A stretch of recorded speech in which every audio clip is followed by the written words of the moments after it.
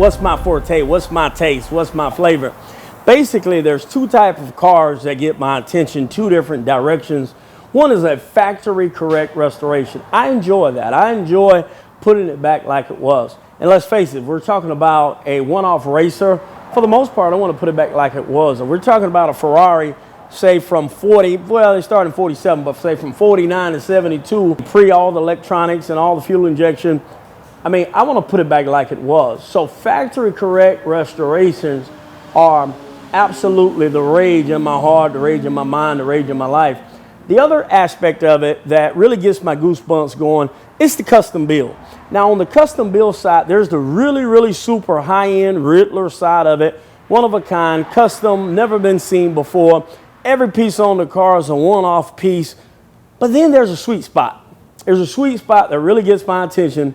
And that's what I call the 60-40 split, where we're gonna do resto mod, we're gonna incorporate technology, but we're really seeking to restore the car. And that's what we're talking about in today's master class. We're talking about putting the car visually and aesthetically back in its place in time. We're stepping back, and when I look at that car, it looks a little bit better than showroom condition. Let's face it, the way the assembly line was back then, the way cars were being mass produced back then, hey, I can do one car better than they could do 100,000. So it's just going to be a little bit better than factory condition. But visually, it pretty much looks factory correct. But boy, when you turn that key, when you find yourself in the curve, that's the art of the resto mod. I'm doing a 1928 Velie. I'm not finished with this Velie. I'm resto modding. Now, before you beat me up and write me nasty letters, there's a simple reason I'm resto modding it. Because the client wants to drive this car 300 miles.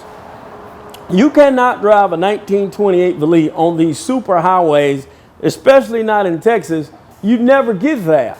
It will be a horrible ride. So then we incorporate modern technology, AC and fuel injected LS engine and disc brakes all the way around and 373 gears and a Fab 9 and custom drive shafts and 4L60E and front runner accessory drive systems and radiators with built-in cooling systems. It's just a different level of technology. And whenever you want to drive the car, you might want to incorporate some form of modern technology. So what I want you to do in this version of Masterclass, I want you to listen to a conversation I had with some of the best in the business, names like Art Morrison of Art Morrison Enterprises. Now listen, if you don't know Art and you're talking about chassis, any high-end car, if it's an American resto mod, let me tell you what, even some foreign resto mods, some imports, it's going to have an Art Morrison chassis. That's the game changer. That's the gold standard in this industry. And you're going to find some interesting things in this conversation. Like 90% of what he does today, it's all about modern technology. It's all about resto mods. And then we're going to talk with Dan Short, that great TV personality, and we're going to get to ask him some questions up and close.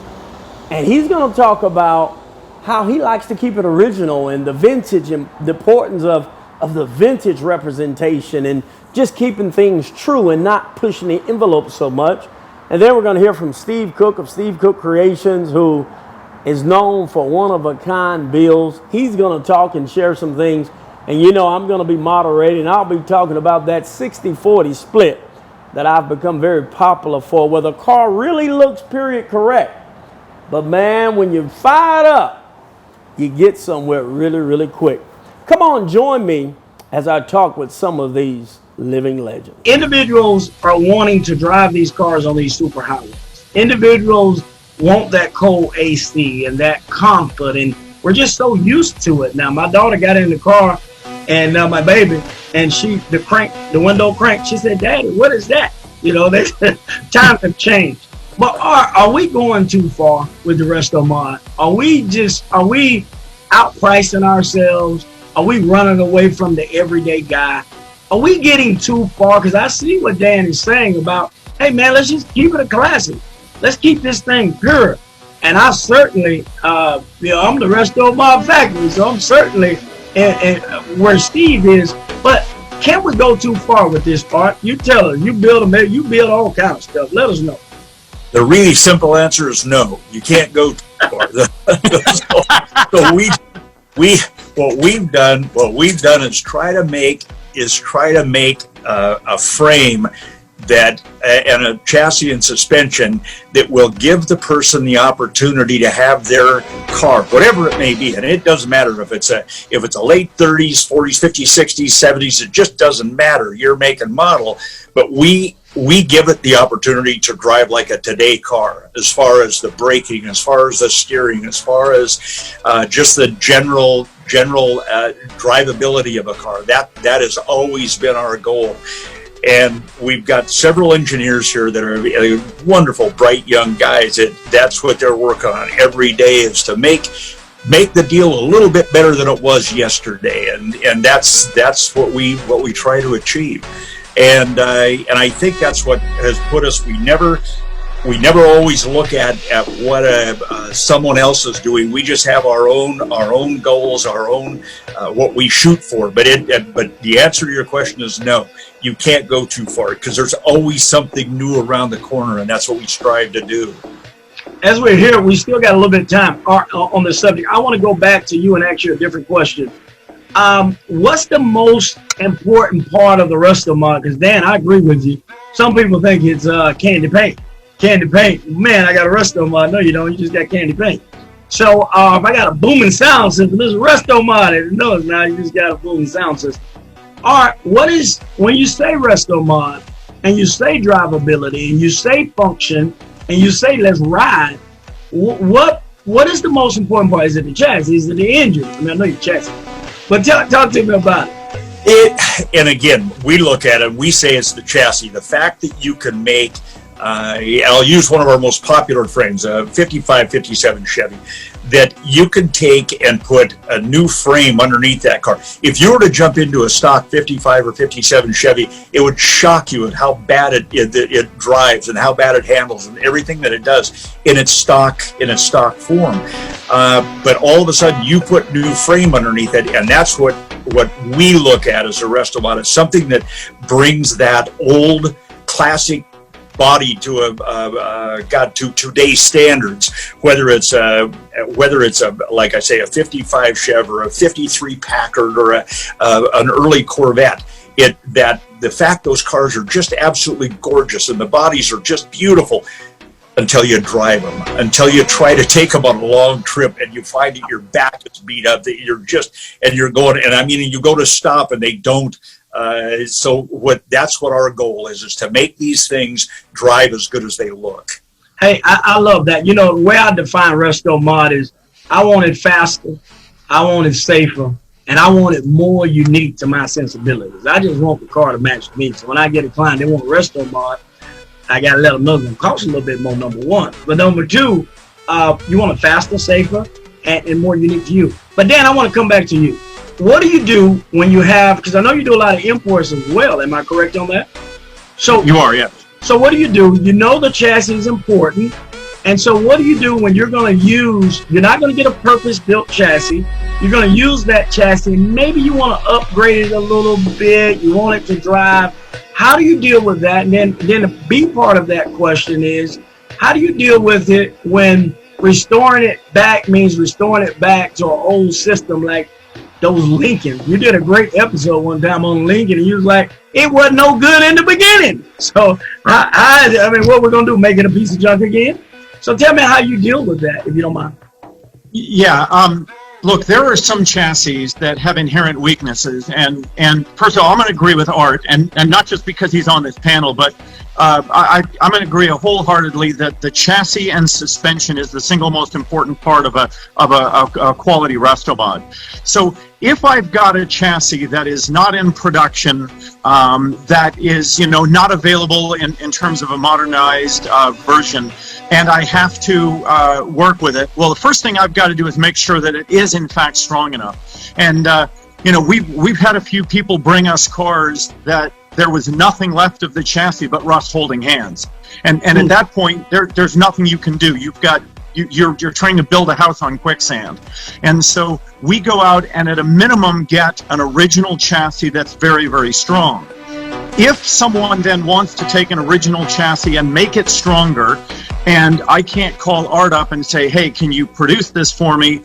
Then we look at what are the structural weaknesses of it. And in many cases, you can do some improvements by, for instance, taking C-channel and boxing it in. You can add gussets to other parts, and you really have to look at weaknesses. So you take, for instance, a 66 Mustang. Ford didn't understand the importance of the torque boxes on the front of the Mustang in 1966. And so if I've got to take an original Mustang and make it stronger, I add some of the Ford improvements on it, including we'll even go put a convertible floor into a coupe or a fastback, because the convertible floors are much stronger.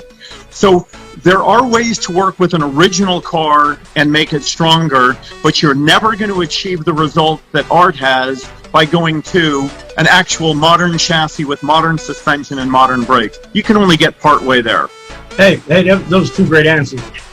Steve, let's deal with a smaller component, restoration versus resto mod.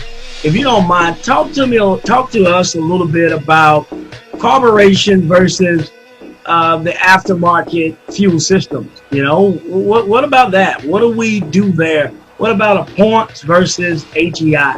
Can you talk about that a little bit, about some of the systems, specifically dealing with whether you go fuel injection or whether you keep it carbureted? Well, I think it goes back to just once you get it up and running, it's harder to find people that understand the carburetor, even though it's a simpler thing, seems like.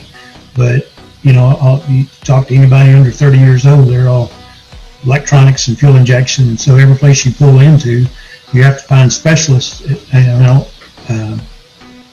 I still got carburetors in some of my cars, you know, and they seem to work fine. But I think it's just, you know, the difference in the fuel quality and atomization of the fuel and just the mindset of everybody, you know, being able to plug in and scan and see what the issues are instead of diagnosing it with a test light or, you know, whatever your issues are, seem to, you know, it's just, we're kind of a victim of new car, you know, what's going on with everything. And like I said, just the simplicity of what you can pull down there or go to your local hardware or parts store and they can analyze it, tell you sort of what's going on, you know, why they see a code or something in your new car. Well, that's kind of what people are looking for nowadays. So, and they just feel more comfortable knowing they got the latest technology in their car, I think. Sometimes you try to tell people that you don't really need all this stuff, but, you know, I think you almost feel like you're talking to yourself sometimes when they look around and everybody else has got it. So, you know, you just kind of, you know, it's just what's going on, you know, I mean. Kind of changing with the times, and from one end, it's interesting. Did you ever think you'd live to a point when you were a younger man where carburetors would be a specialty thing and you can't find people to work on carburetors? I mean, you ever thought that would happen? No, I think, you know, like I said, the cars have evolved where they are, you know, way past most people's knowledge of them. And, you know, we still like a lot of traditional shows and go to those because of the simplicity of the car. But, you know, for the most part, when people get into this and want to do cars, they want that assurance and that everything their new car's got. So, you know, and I guess that's what they're relating to somewhat, you know, and, you know, everybody wants, even if they just put a sound system in, they want the, you know, the latest, greatest thing. So it's you know, you're kind of caught between a hard spot and a rock. You're trying to talk them out of a lot of that stuff, even though, you know, cars don't really have to have all that stuff, but, you know, that's what they want. Now, you're a master mechanic. Can you make a big block with a carburetor do and deal with somebody else with a fuel injection system? Can you handle that? Can you make the car do what it do with both systems? Yeah, I think, you know, if you watch drag racing do it, you know, it's a pretty level playing field with a lot of this stuff to a point, but, you know, I'm not a master mechanic necessarily. I don't think so. But I'm just, you know, it just boils down to what people want, you know, and you know, that's really what we're a service business, you know, and so we learn to change and do things with the times. But, you know, I drive a car with a Hilbert injection, which most people don't understand, but it's as simple as the car they drove up in.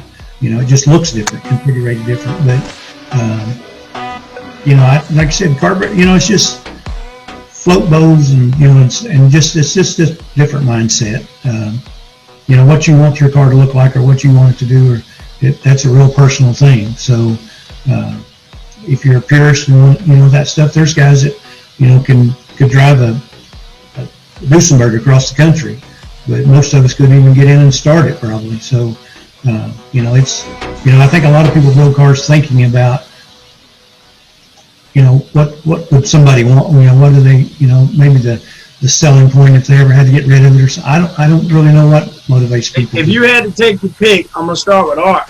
Art, I already know what you're gonna say. You're gonna take a resto mod or a restoration?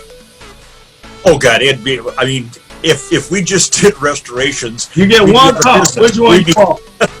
So no, it's got to be resto mods. Let me ask you this, Art. I know you do original as well. What percentage is of your chassis, if you don't mind sharing? What percentage are resto mods and what percentage are OEM? That would be interesting.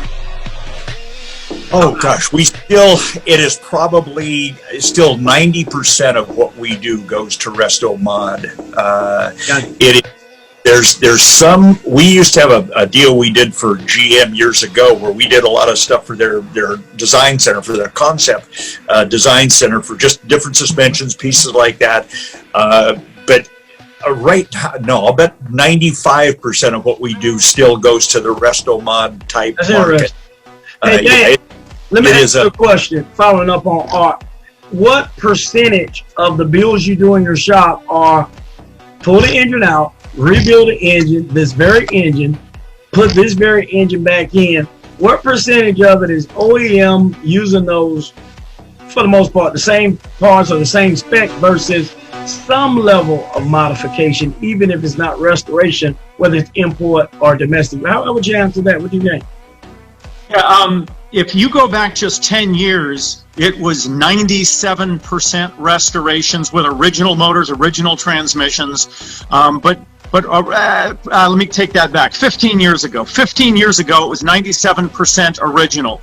Then the proliferation of the LS engine, Art Morrison chassis, Tremec 5-speed transmissions, Ford 9-inch differentials available for every car in the world, and IRSs, height. And you got my whole blueprint. But keep talking. Well, yeah. So basically, the numbers that were true 15 years ago aren't true today. That today, we're probably still doing 70% original cars and only 30% resto mods, but that's up from 98 and 2. We're up to 70 and 30. Yeah. Let's stay right there. Let me ask you another question. What about domestic versus import? What's your percentage like? Who's restoring? Are they restoring? I'm gonna have to throw the youngsters under the bus on this one. Look, we've got a couple Ferraris in the shop right now, Jags, Aston Martins, Range Rovers, things like that. But the reality is they're just a bugger to build for 1,000 reasons. If you want to build a car, you got to pick from the big three of the United States of America and build them. And so even though we will take on a lot of these oddballs, the reality is our lives are pretty miserable when we do, and we tend to shy right back to good old USA. Hey, good answer.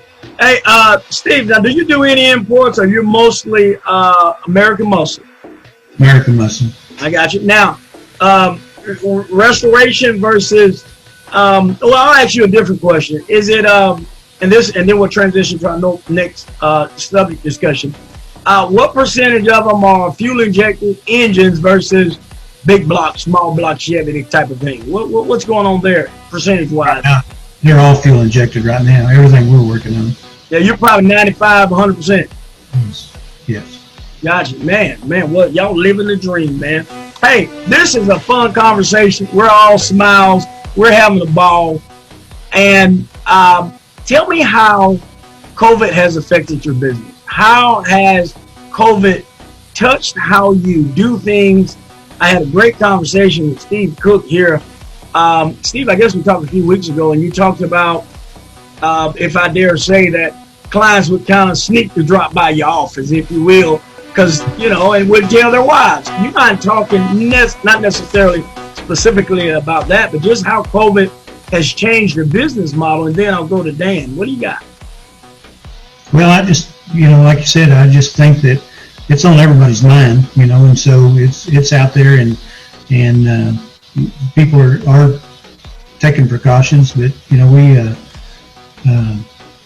we like to try to accept anybody any way they want to come in, and respect that, and been a little bit of delay in some of the products. I understand all that, but yeah, it just, I think we just learn to work with it, and figure out how to be safe, and like I said, to respect each other. Yeah, this side of gray hair is from Forrester, ladies. Just this section right here. And customer fussing at me a little bit about it. Hey, Dan, how have you been affected? I mean, big shop, a lot of cars. How have you been affected? Well, for the first month when COVID came out and everyone was terrified, our phone calls slowed down, our email submissions of projects slowed down, and I started getting a little scared. And then right around day 30, I think people realized that COVID is just the flu, and the floodgates opened, and we get double the number of calls we got before COVID. I mean, we were already getting 100 submissions a month, and that went to 200 a month. So the answering the phone calls and the talking to folks, we spend so much more time now than we did before. Our biggest challenge, and I'm going to agree with Steve, is just getting parts, because we've got a lot of vendors that are not producing the parts we need. So our demand is up. Our employees that found out you could get free government money took off and went free, got the free government money, and our suppliers aren't giving us everything we need. So it has been tough to deal with COVID. Hey, Dan, stay there. Can you go back in? And I'm coming to you, Art. Go back in, not necessarily specifically or beating up the government or anything, but talk about how it has affected you. I know I've been affected as far as, competing with you can get $1,300 to stay at home, and I want to pay you less than that to work a week. So how has that affected you as far as filling out a full crew? It affected me greatly. As you probably know, mechanics and technicians by their very nature are sort of freelancers. They can work here, they can work there.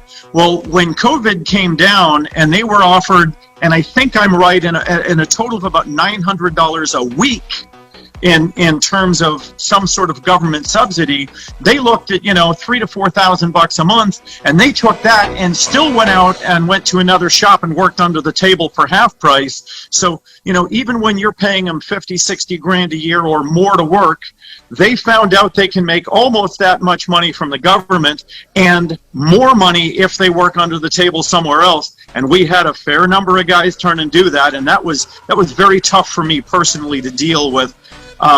Men and women who thought so little about working that it was all about, can I get the free money? And that was tough for us as a shop. Yeah, well, if it makes you feel any better, I went through some of the same kind of stuff. So, all right, you have a big operation, huge operation. Tell us how you have been affected, how your operation has been affected, maybe how production has been affected. Tell us a little bit about that, please. When, again, just mirroring what Steve and Dan had said about the COVID, when it first hit, the government did such a phenomenal job about scaring everybody to death. They did, I think they did a masterful job at petrifying people. Well, we had a meeting with all of our guys, and currently, or at that time, we had about 44 folks here, and so we sat everybody down, and I said, okay, you can go home. We can't pay you to go home. You got a job when you come back, but that's where we're leaving it. And nobody left. What we did do is we had one of our young guys who was just absolutely terrified of this thing. He had welding equipment at home, so what he does is he picks up. He's a TIG welder. He would pick up a load of control arms, take them home, do them in his garage, bring back. The work was gorgeous, and he's doing that to this day. One of our engineers, he works in here 2 days a week, works from home 3 days a week. And anyway, and now we just finally, if there's a government official from the state of Washington, listen, I'm probably in trouble, but what we've done is yesterday, we normally do a barbecue for all the employees the first Thursday of every month. Well, we decided that finally, this has been now off since last March, that we decided, no, let's bring that back again. And yesterday was the first barbecue we had. Oh, there was I think 30 some folks that attended it, and anyway, it was just wonderful. It was almost like a normal again. And again, what Dan had said, we went through March, slowed up. April was just death slow, and then all of a sudden stuff started picking back up again in May, and we just haven't had to look back. Year to date, I think we're down in actual sold product, not shipped, but sold product. We're down just a little 3 and some odd % from 19. So we've been very, very fortunate, just unbelievably blessed. I'll put it that way. But we don't mandate masks here. We don't mandate that anybody does anything. But yet we've been turned in, got in the early going in May.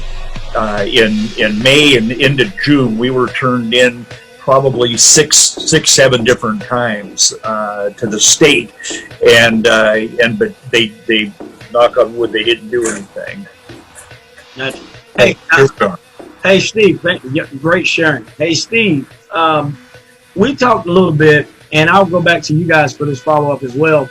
And we were talking about, what about a young builder that launched out like the 3 of you all did? They have these big Art Morrison, Dan Short, Steve Cook kind of dreams of success, and maybe they're a year in. Maybe there's a builder listening that, he's 2 years or she is 2 years in, and their family is all in.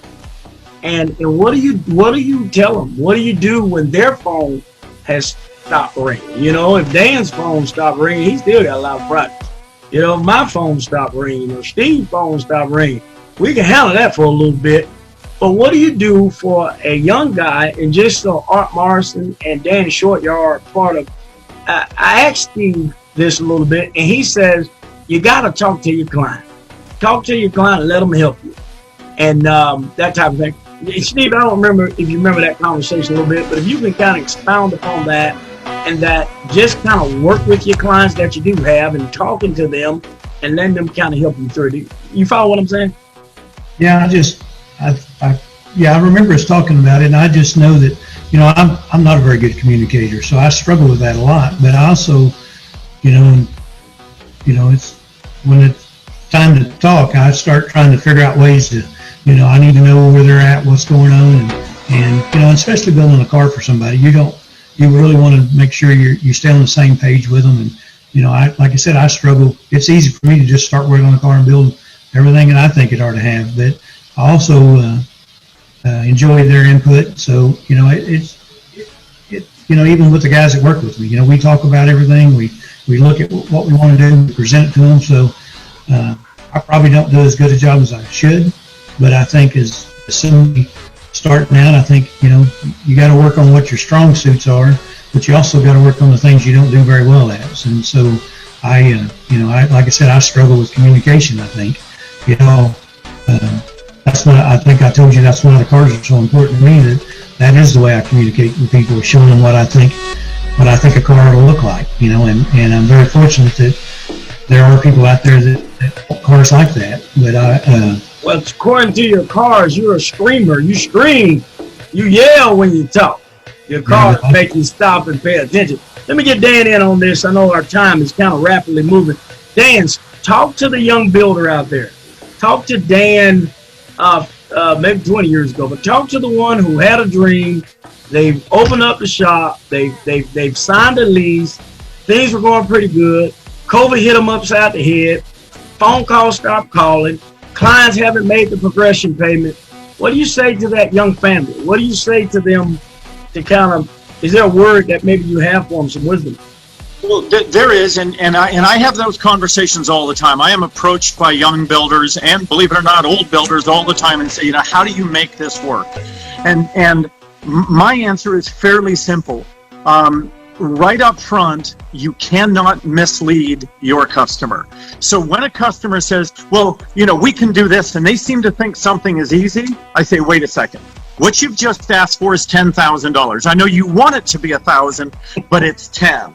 And so when I'm talking to these young builders especially, I try to make sure that they relay to the customer as honest an answer as they possibly can, because if in fact you enter into a relationship with a client and they have the expectation that they're going to land on X number, and you really know they're probably going to land on 2 or 3 or 4 times that number, you need to tell them that straight up front. Look, if they stay on the project with you, you're still going to have a happy customer.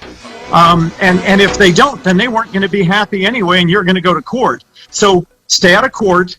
Be honest. In fact, I overestimate the budgets on about 75% of my clients. And so at least 3 out of 4 customers leave here spending less money than we talk about. And that to me is the magic and the sort of the rule of success. And that's the thing that I pass on to my potential shop owners. Yeah, I like that. Stay right there. How important, Dan, is it finding the right car? Getting the right car from the beginning so that you don't have that nightmare. How bad is it to get the wrong car? So critical. Look, when the car picks the client, in other words, if grandpa dies and he leaves you the car, that customer can't pick the car, it was picked for him. So at that point, you just have to deal with the project. But in many cases now, you know, these men and women are out looking for a project, and they think if they buy a rotted out, incomplete, you know, piece of crap on the side of the road, if it was cheap, they can build it cheap. And of course, that's the opposite. So I work with clients all the time to pick the right project. Let's spend a little bit more up front, buy a car, and the 4-letter word in the automotive industry is rust. If the car is filled with rust, it's a bad word. Stay away from it. If it's not filled with rust and it's a fairly complete car, then you've probably got a good project. But, you know, work with a professional. If they don't know what they're picking, work with a professional to pick the right project, because the right project will end up with a much lower number at the end than the wrong project that starts out with a much lower number in the beginning. Hey, man, that was a heck of a piece of wisdom. Thank you for sharing it. Hey, Art, there's a young builder out there. He tuned in just to hear from the legend himself. So now he got you, and he or she or that family's listening to you, and they want, you've been in business, you're approaching 50 years, am I correct? January, it'll be 50. So what one piece of wisdom could you share? Congratulations. What one piece of wisdom could you share, not only with Dan, Steve, and myself, but some of those builders who are just starting out and they're seeking to build a legendary business that continues and that's able to provide not only for their family but other families? What piece of one wisdom nugget would you share? Yeah, it's one of those deals. It's more than one word. Dan hit on one. A couple of words, Dan. Okay, yeah, Dan hit on one of them right off the bat. Was integrity. Another one is being able to stick with something when times get tough. I mean, it's like marriage in this country anymore. It gets a little bit tough. Oh God, that's it. I'm bailing, and you walk rather than stick to it. Well, the gal that I'm with today is the same one that was with me it'll be 50 years in February that I've been married to the same gal. So she's put up with this nonsense for 50 years now. And so it is just trying to do, and always keep in mind to do the right thing. To do it is so important.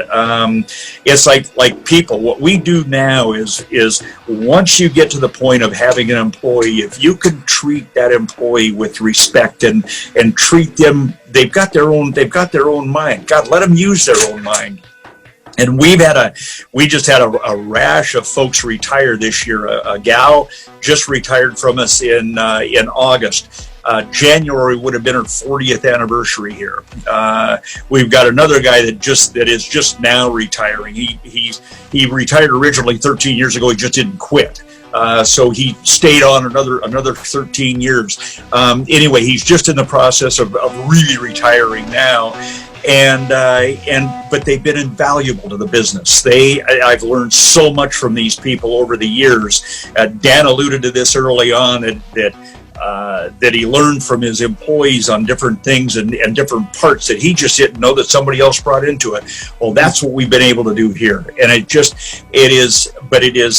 it is respect, it is integrity, it is being honest with yourself and honest with your customers. And being able to stick with it through the tough times. If it gets really bad and you've got to go do something else for a period, don't give up on your dream. We've had a ton of people here over the years. I'll try to make this as quick as I can, but we've had a ton of people over the years that have come here, worked here for 10 years, 15 years, and then left and started their own business. So we just lost a guy the other day doing that same exact thing, that he is going to go to work for himself. I applaud him. I mean, we love to see that. Not when they go into a competitive business, obviously, but to start what we've got today, a guy couldn't do it. You could start a small business, but the scale we're on now, no, it'd be almost impossible for somebody to come in on the scale we are now. But for a guy to go out and start his own business, one of our really, really good customers was a young guy that, not young anymore, but he worked for me for like 15 years, 18 years, then went out on his own and builds hot rods and race cars on the side, or in his own business, and we still supply him with parts.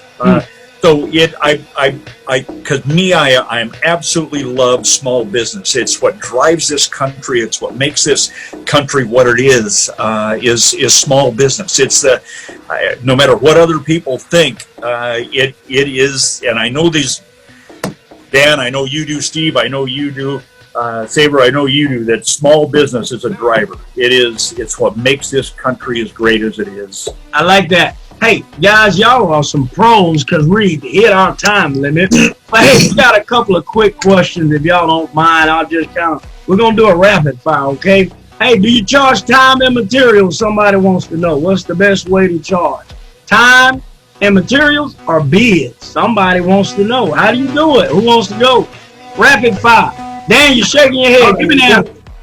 All right, you either have to be the biggest genius in the world or the biggest moron to price a project like we do before you start. And I'm certainly not the smartest guy in the world, and I'm not dumb enough to do it. So it's time and materials. There's no other way to do this business. Yeah. Steve, talk to me. What you got? Time and material. That's the way we do it too. A lot of times we try to figure out everything we're going to do, but there's no way. So I've never bid on the car. All right, I'm gonna ask you this from a different reason. I know you're a manufacturer, so you got prices for your deal and all that. But you deal with so many builders across the country. The ones who are still in business and successful, are they time and materials or are they bids? Just generally speaking, what do you think most successful companies out there are doing? Generally, time and materials. I think that is truly the most popular. Guys can give an idea of what previous projects cost, and I mean, that's all Steve could do, that's all Dan could do, would be say, if you're looking at this project, I know Bobby Alloway, for example, he will look at a car and say, well, this is what such and such costs, but he will not give them an actual cost. It is their time and material cars. Yeah, I do the same thing. Here's my shop rate. Do you need to look at a car for what? It's gonna cost the same price. It doesn't matter what condition it's in. It's time and material. So I like that. Talk to me, Dan. If I can throw in one thing, I don't give, and everybody wants the estimate. That's one thing I refuse to do. What I do is I talk to a customer, I explain to them what we've got to do, and then I say to them, what's your budget? And if they give me a number that works, we'll start the project. And if they don't, I say, we can't help you. So I actually reverse it and flip it onto the customers, and it worked quite well. Yeah, Steve, what do you think about that? I want you, Steve, to build me. I heard you pretty good. I want you to build me a 67 Camaro. I got $60,000. I want all the bells and the whistles, baby. Can you do it for me? I say, I can't. If, we look at all the stuff, and like I said, if it adds up more than that, we just can't do it, I got a question from Butch. Do any of you see a growing need for freelance help in the industry? I guess he means a hired gun. You don't have any staff and they need somebody a big gun to come in and help you knock out a project. I guess is what he means by freelance helping the industry. Who wants to tackle that? Hell yes. Who said that? Hell yes. There's so few trained people in this industry. There was a Forbes magazine ad where 65% of Americans can't even check tire pressure on their own car. So if there's talented guys out there, gals, they have a job as far as I'm concerned about any time. Dan said call him. He gonna hire you. Steve, I think you have a more traditional hot rod structure. I think is you got some family working with you in the business and a couple other people. Is that right? Well, I got my son. He does the secretary work. And would you be in need of freelance help? Someone that comes in, kind of help you knock out a few projects and then they're gone? Or do you want more of the traditional employee, kind of like Art has? No, I think where we're at, that you take it any way you can get it. That's what somebody does. And I know Charlie Hutton and different guys have done that over the past, and they bring people in, and I'm open. That sounds fine to me. But you got two of the biggest names in the business. They give them a call. If you any good, they gonna hire you. I got another question from. What'd you say? I got a question from. I was gonna. What you got? Gonna throw in real quick. We actually do the same thing, only in it's a different scale though. We'll bring somebody in if we have a special part that we need on the machine. We'll have somebody come in and program the machine, one of the CNCs, and do that on the side, that sort of thing. But it's the same thing. And then if we get an opportunity to get somebody really good in here, we'll do everything we can do to keep them here. Question from Trevor. What do you find is the most difficult part in working with customers on a bill? Likewise, what brings you the greatest joy working with clients? Dan is smiling. Dan, you go first.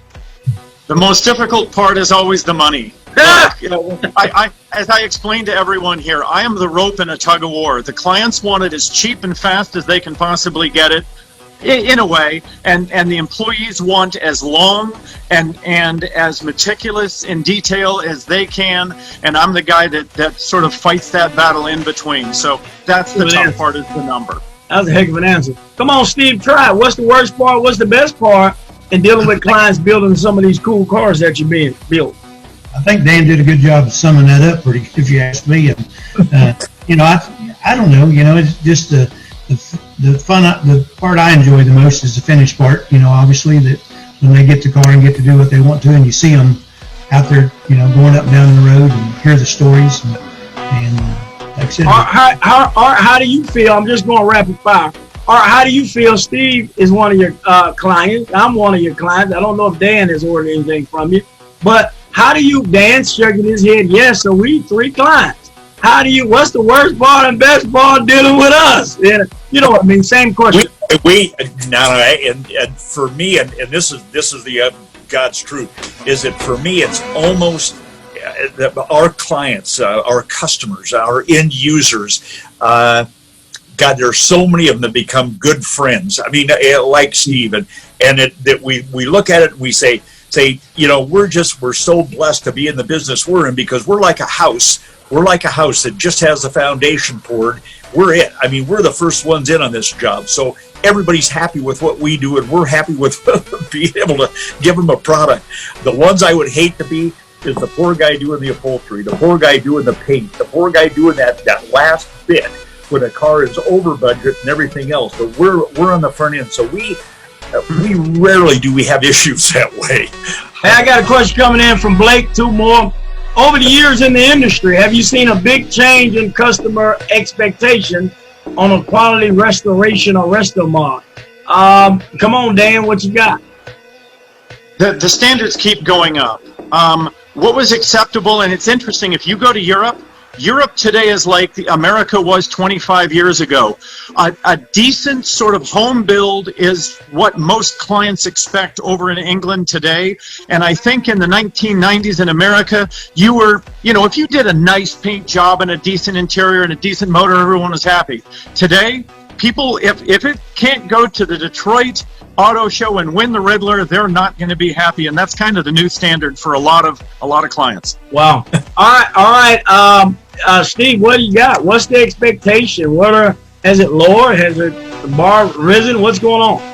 Oh, it does. It has raised every time, and I think you do that to yourself, but, yeah, there's a lot of talented people out there, and that's, you're only competing against yourself most of the time, but I think the customer looks around and, the world's got a lot smaller. People get on the internet and look at everything and see things and. Our time is definitely up. I got one last one for you. I'll start with Art. I'll end with Dan. Art, what's your favorite personal car? Well, I got rid of my Corvette that I had. It was a 60 Corvette. Oh, you got rid of the Corvette?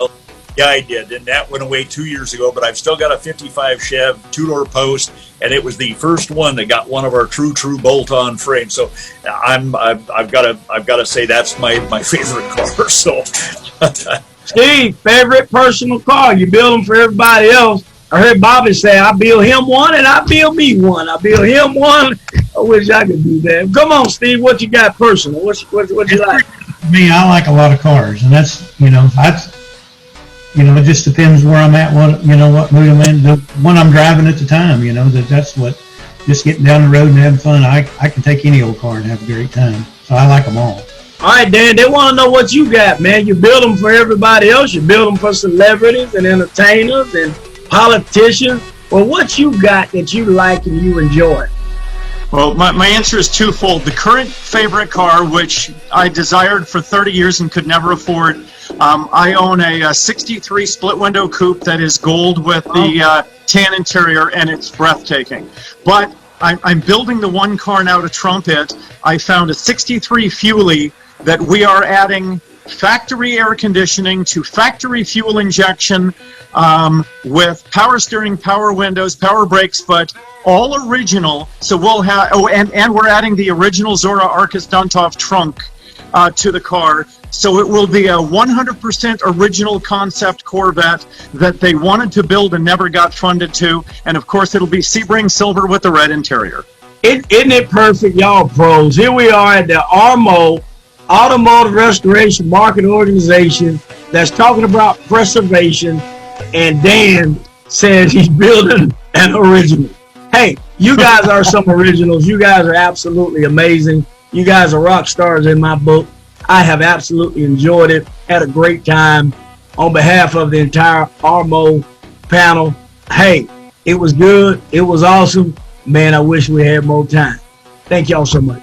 So now you know what a resto mod is, and you now see there's a lively debate between factory correct restorations and resto mods, including adding that modern technology.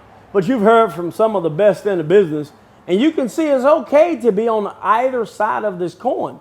You may be like Art Morrison and say, it's all about resto mods. Or you may be more like Dan and say, I like it more factory correct. Hey, the main thing is you like classic cars. We've enjoyed you. Until next time, don't destroy them, restore them.